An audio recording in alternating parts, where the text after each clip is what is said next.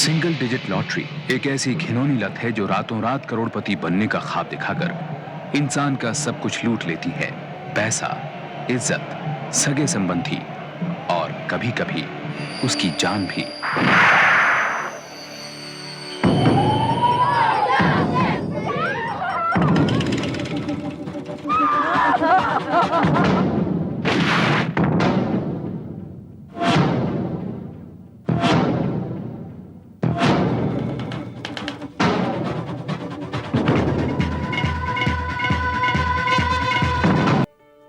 प्रिया सुन, मैं इसी उम्मीद पर उधार ले लेकर लॉटरी पर दाव लगाता रहा कि शायद पैसे जीतकर मैं अपना कर्ज उतार लूंगा। मैं हारता गया और कर्ज बढ़ता गया। मजबूर होकर मैं इतना बड़ा कदम उठा रहा हूं। सुमन, मैं तुमसे और मेघा और एकता से बहुत प्यार करता हूं। हो सके तो मुझे माफ कर दे। शंकर। माय लॉर्ड, 10 जुलाई 1993 की रात को शंकर त्यागी ने अपने सर पे गोली मारकर आत्महत्या कर। 2 साल पहले उसने एक्टिविस्ट लॉयर रमणीक सिंह ने अदालत को बताया कि शंकर त्यागी ने 2 साल पहले अपनी जिंदगी भर की कमाई से एक छोटा सा प्रॉपर्टी बिजनेस शुरू किया था। नए बिजनेस में उसका सारा पैसा डूब गया। हताश होकर एक दिन अपने दोस्त मदन शर्मा के बहकावे में आकर वो दिल्ली की एक लॉटरी मंडी में जा पहुंचा।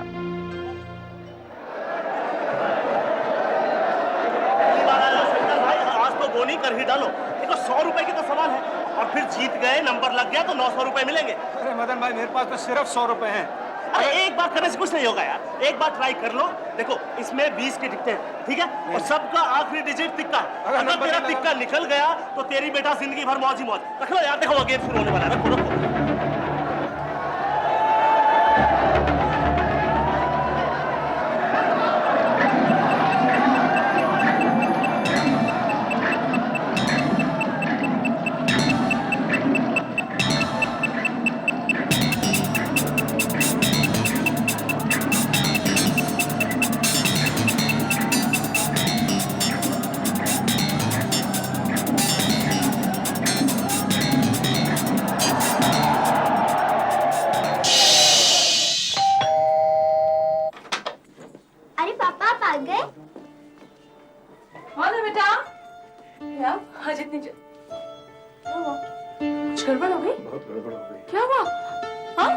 आज मदन मुझे जबरदस्ती लॉटरी खिलाने ले गया और वहां मैंने 100 रुपए लगाए और 900 रुपए जीत गया। ये देखो तुम्हारे लिए और ये तुम्हारे लिए, ये आपके लिए।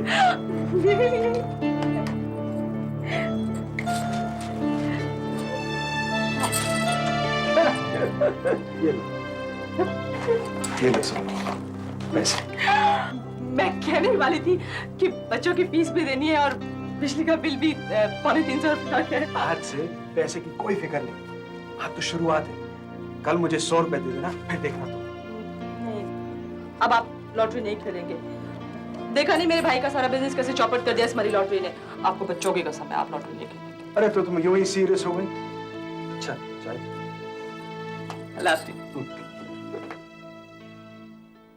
भाई त्यागी, कुछ समझ नहीं पाया। 1 महीना होने को आया और एक भी प्लॉट नहीं मिला।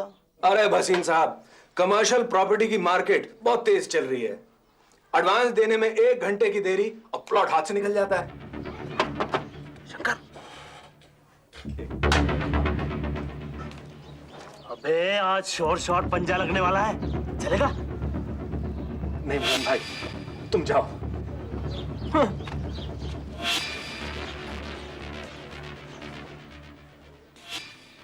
वो छोटू, चाय में इतनी चीनी क्यों कम रखता है? ये रहा 20,000 रुपया एडवांस के तौर पर, लेकिन अब प्लॉट जल्दी ही मिल जाना चाहिए। अरे साहब, अब एडवांस आ गया है, काम में देरी थोड़ी होगी। 1000 है, 5 नंबर पे 20। अरे शंकर, इधर इधर इधर। हाँ, देखिए 5 पे लगाया, ठीक है ना? फिट है, जीतेगा तो देखना। लॉटरी बाजार में आने वाली हजारों की भीड़ का एक हिस्सा शंकर भी बन गया।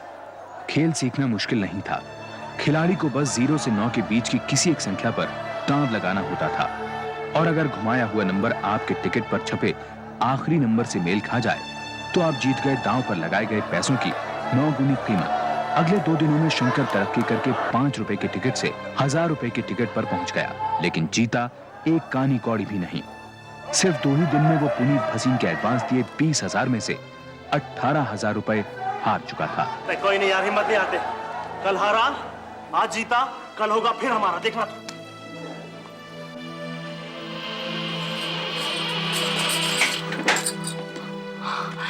आप आज इतनी देर कैसे हो गई? सुमन, बहुत गड़बड़ हो गई। क्या हुआ? आज बस में किसी ने मेरी जेब काट दी सुमन। कितने पैसे थे? 20,000। 20,000? बयाना दिया था किसी ने प्लॉट का, समझ नहीं आता लौटाऊं कैसे। शायद मदन दे दे इंटरेस्ट पे। इससे तो अच्छा है आप किरण दीदी से मांग लो। आध घर में रहेगी और सूद भी नहीं देना पड़ेगा। लेकिन आप जल्दी से इस प्लॉट की डील करा दो। बहुत प्रीमियम प्लॉट है ये वसीम साहब, और इसका दाम भी एकदम ठीक। अब मुझे तो जो पैसे देगा मैं उसकी जमीन कर दूंगा। ओके। अगले ही दिन पुनीत भसीन ने शंकर को 1 लाख रुपए और दिए, ये न जानते हुए कि जमीन पहले ही बिक चुकी है। शंकर का वादा था कि महीने भर में वो जमीन उसके नाम करवा देगा। इसके अलावा शंकर ने सुमन की बहन किरण से भी 20,000 रुपए उधार मांगे। किरण दीदी, मुझे बहुत अर्जेंटली 20,000 रुपए की जरूरत है। पैसे मिले तो मैं लेदर एक्सपोर्ट का बिजनेस शुरू कर पाऊंगा। लेकिन सुमन ने तो इस बिजनेस के बारे में मुझे कभी बताया ही नहीं।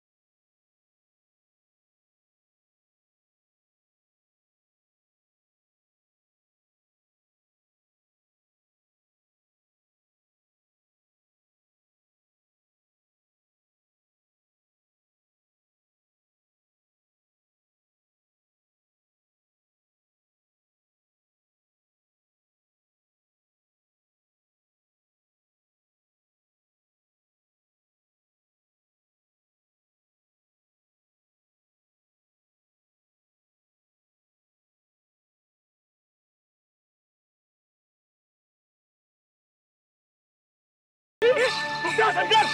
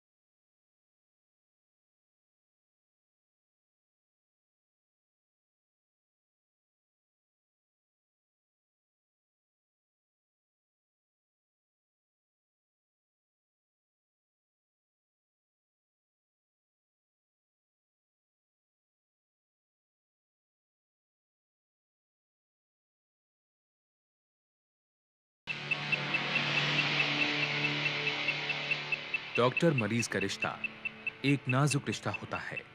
मरीज पूरे विश्वास के साथ अपने दुख, अपनी तकलीफें और कभी-कभी तो अपनी जिंदगी भी डॉक्टर के हाथ में सौंप देता है। अगर जीवन रक्षक इस विश्वास को तोड़ दे तो उसकी सजा कौन भुगतेगा? क्या सिर्फ मरीज?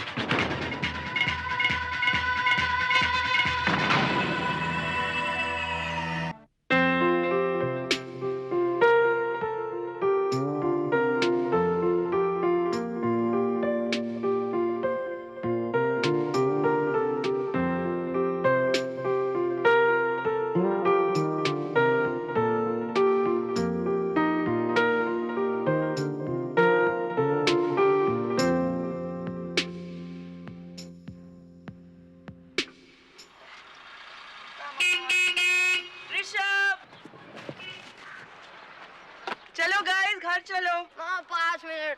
5 मिनट्स कुछ नहीं, अभी चलो। रंजीत चलो प्लीज, लंच लगाने में हेल्प करो। चलो। अरे चलो चलो। मम्मी सेंटी हो जाएगी यार, ऐसी संडे के दिन काम वाम करके आती है, मूड खराब होता है उसका।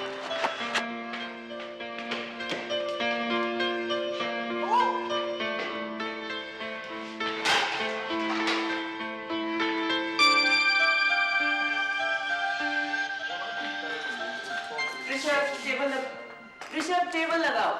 Barry is probably edging it. तो अभी तक वहीं हो।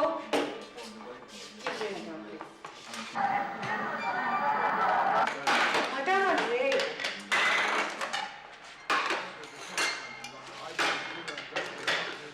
ऋषभ खाना लग गया। ऋषभ चलो यार, लग गया खाना।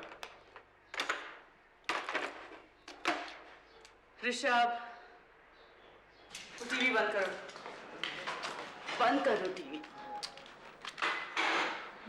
Rishabh come on. आ तो रहा था। ठीक है बैठो। चम्मच देना।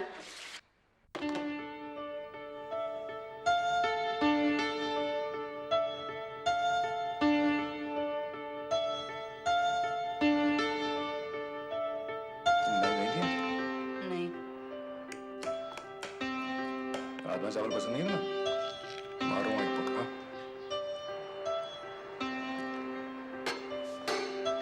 टीटी टॉम के लिए कौन सी यूनिफॉर्म चाहिए? वाइट वाली।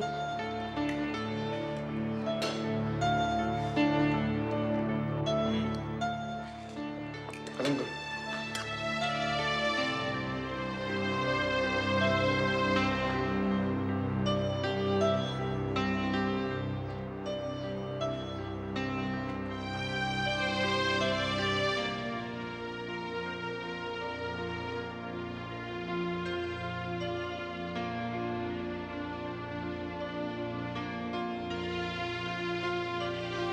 बैग पैक कर लिया?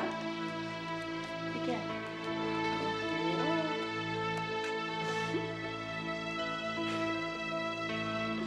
ब्रश कौन करेगा?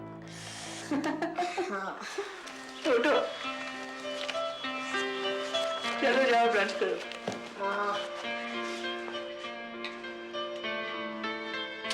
ऋषभ उठो, देर हो रही है। ओ ऋषभ, टाइम हो रहा है, उठो। ऋषभ चलो भाई, चलो स्कूल का टाइम हो गया। 2 मिनट और प्लीज प्लीज। सोनिया क्या हुआ? देखो यार, इसको बुखार लग रहा है।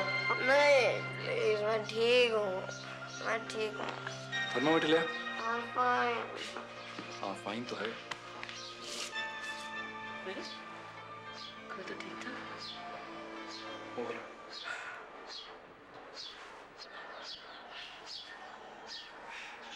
हो गया, देखो कितना? 102। नहीं मैं ठीक हूँ, मुझे टूर्नामेंट के लिए जाना है। डॉक्टर के चलते हैं टूर्नामेंट। चाहिए टूर्नामेंट चलेगा चलो।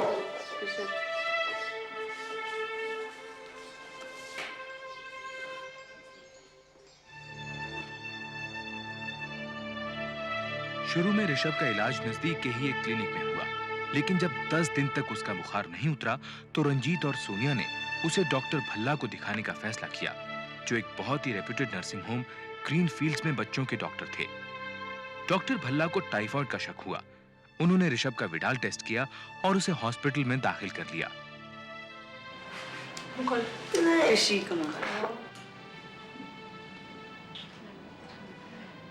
डॉक्टर ये ड्रिप कितने दिन रखेंगे आप? बस एक इंजेक्शन देते हैं, कल सुबह ले जाइएगा बच्चे को। इंजेक्शन क्यों? फिक्र की कोई बात नहीं है, बच्चे को टाइफाइड है, विडाल टेस्ट में वही आया है।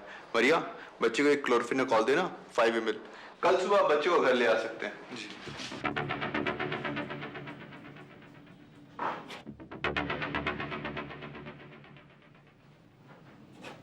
ये लैरियन को क्लोरोक्विन लाने का है।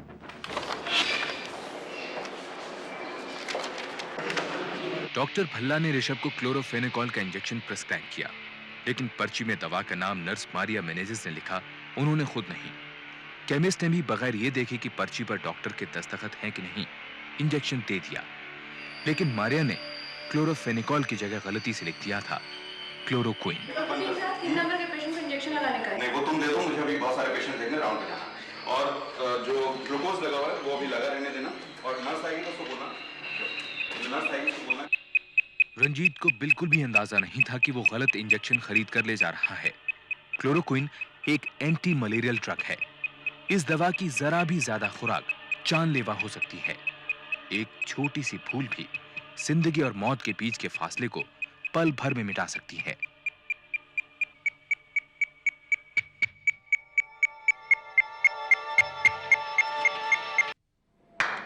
मामा ये लोग कितने और इंजेक्शन आएंगे? क्या करोगे ऋषभ? पापा 129 for 3। कितना ओवर्स में? 27 overs में और 23 overs में 132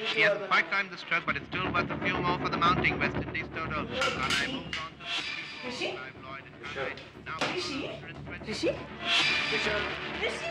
क्या इंजेक्शन दिया आपने उसको? ऋषि? आप तो बोलती क्यों नहीं? क्या हुआ उसको? हमको क्या मालूम, रेसिडेंट डॉक्टर को बुलाइए। ऋषि? ऋषि? कीजिए भाई।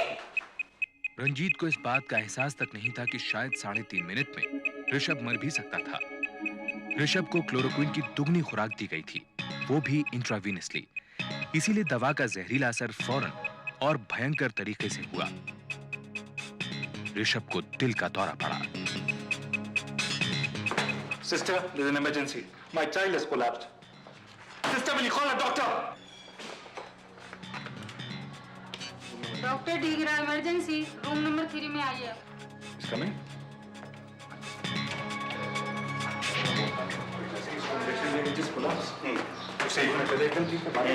अच्छा, कौन सा इंजेक्शन दिया? लैरियन को क्लोरोक्विन डॉक्टर भल्ला देने को बोला था। सिस्टर, इसको इंट्राकार्डिक एड्रेनालिन इंजेक्शन देना है। ओके। डॉक्टर से हुआ क्या? इसको कार्डियक अरेस्ट, इसको फौरन रिवाइव करना होगा।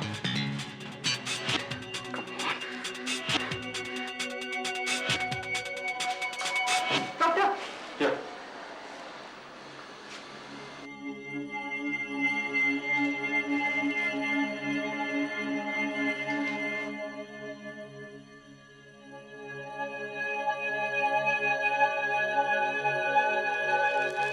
ऑक्सीजन सिलेंडर लाओ। हॉस्पिटल में ऑक्सीजन सिलेंडर नहीं है। क्या हो रहा है? मेडिकल सुपरिटेंडेंट डॉक्टर मिश्रा को बुलाओ, फोन करके तुरंत। हेलो, अरे डॉक्टर मिश्रा, इधर एक इमरजेंसी केस हो गया है। वो बच्चे को कार्डियक अरेस्ट हो गया है। ट्रीटमेंट किसका चल रहा था? डॉक्टर मिश्रा, मैं बच्चे का फादर बोल रहा हूँ। इस सिस्टर ने उसे इंट्रावेनसली कोई इंजेक्शन दिया और वो बेहोश हो गया। डॉक्टर ढींगरा उसे रिवाइव नहीं कर पा रहे हैं, कह रहे हैं कार्डियक अरेस्ट है। डॉक्टर कुछ कीजिए प्लीज। देखिए, आप घबराइए मत, मैं अभी आ रहा हूँ। जल्दी। My God.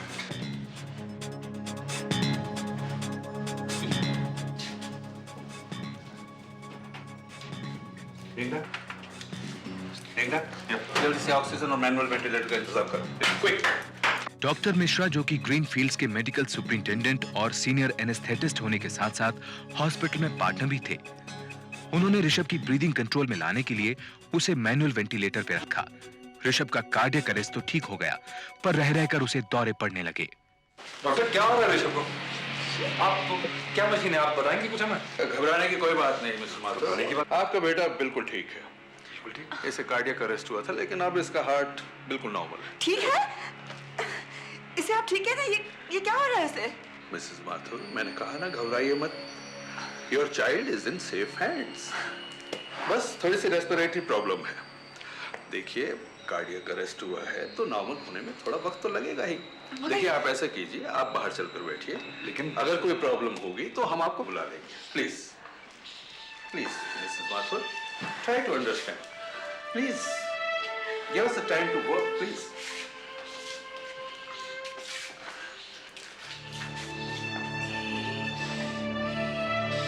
डेढ़ घंटा हो गया, ऋषभ को कुछ ही नहीं हो रहा है। यहाँ पता ही नहीं चल रहा क्या प्रॉब्लम है, कोई ठीक से बता भी नहीं रहा। आप जल्दी आ जाइए डैडी प्लीज। मैं चौधरी अंकल को फोन करता हूँ। जी हाँ, सोनिया ठीक किया। ओके।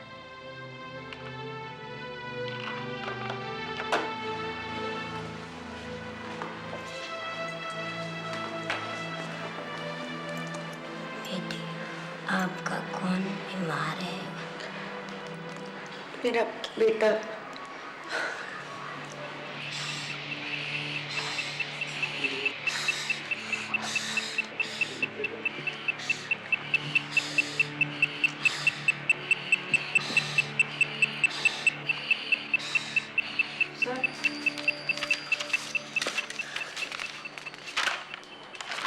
तुम्हें नर्स किसने बनाया?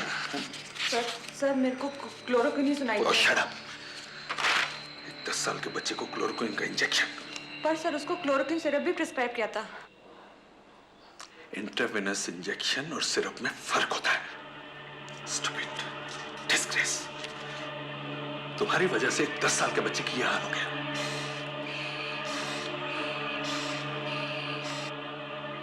रंजीत माथुर जब और सहन नहीं कर सका तो उसने बाहर के कुछ डॉक्टर्स को फोन करके बुलाया, जिनमें उसके पिता डॉक्टर गोपीनाथ माथुर भी थे, जो खुद एक कार्डियक वस्कुलर सर्जन थे। रंजीत जानना चाहता था कि आखिरकार ऋषभ को हुआ क्या है। डैडी ऋषभ। सोनिया, दिल मजबूत रखो बेटी। बेटा, मैं झूठी दिलासा नहीं देना चाहता। कार्डियक अरेस्ट के बाद ऋषभ को रिवाइव करने में इन लोगों ने बहुत देर कर दी। ऋषभ ठीक हो जाएगा ना?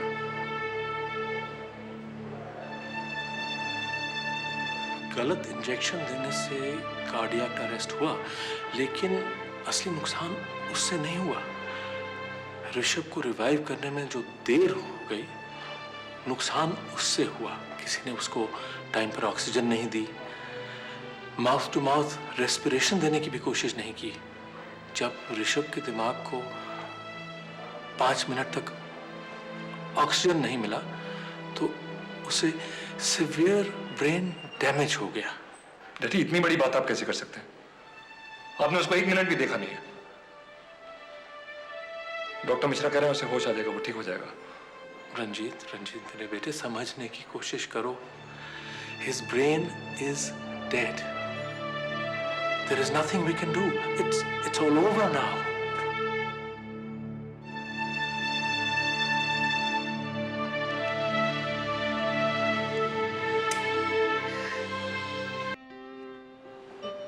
ये नहीं हो सकता। मैं ऋषभ को जानती हूँ, वो ऐसे हार नहीं मानेगा, वो लड़ेगा।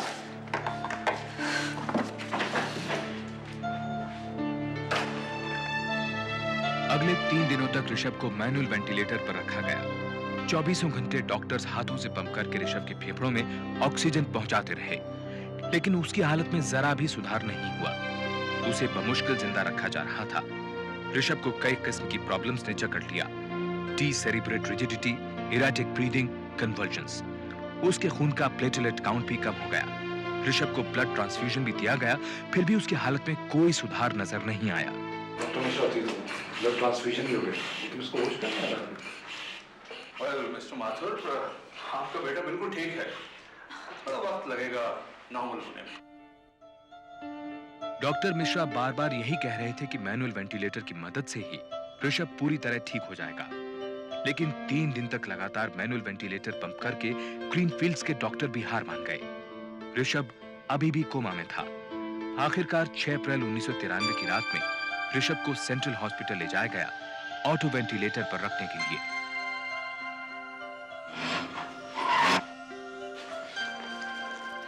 डॉक्टर मिश्रा, सिस्टर मुझे ऋषभ की केस शीट नहीं दे रही। आप परेशान क्यों हो रहे हैं डॉक्टर साहब?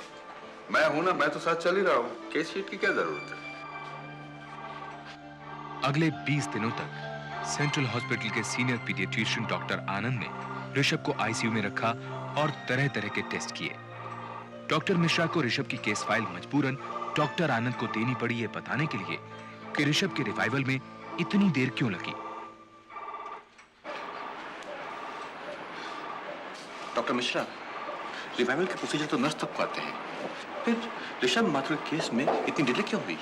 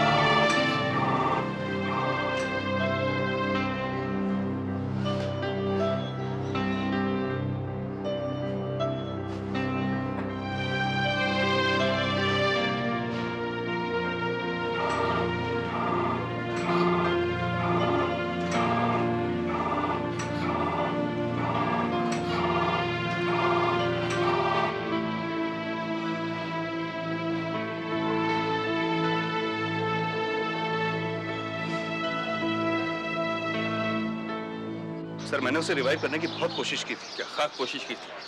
कम से कम माउथ टू माउथ रेस्पिरेशन दे देते तो उसकी ये हालत तो ना होती। आई एम सॉरी सर, लेकिन उस समय ध्यान में नहीं आया। वैसे भी उस दिन हॉस्पिटल में ऑक्सीजन सिलेंडर्स नहीं थे। तुम्हारे जरा सा ध्यान न देने के कारण उस बच्चे का यह हाल हुआ है। वो हमारे पास बुखार का इलाज कराने आया था और हमने We killed his brain. अब लोग ग्रीनफील्ड हॉस्पिटल के नाम से भी कतराएंगे। वो बच्चा बचे ना बचे, लेकिन हम नहीं बचेंगे। वैसे उस बच्चे के बचने के चांसेस क्या हैं? बहुत रिमोट। ऋषभ के दिमाग का 80% हिस्सा खत्म हो चुका है।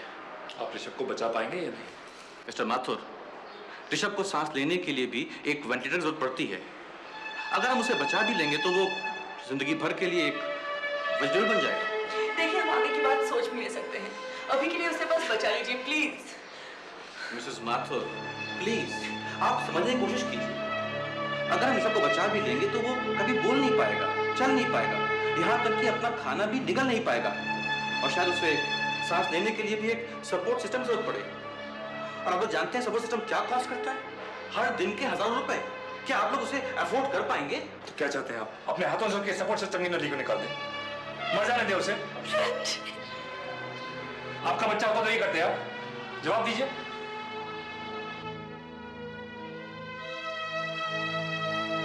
ऋषभ को बचाने के लिए जो भी कुछ करना पड़ेगा हम करने को तैयार हैं।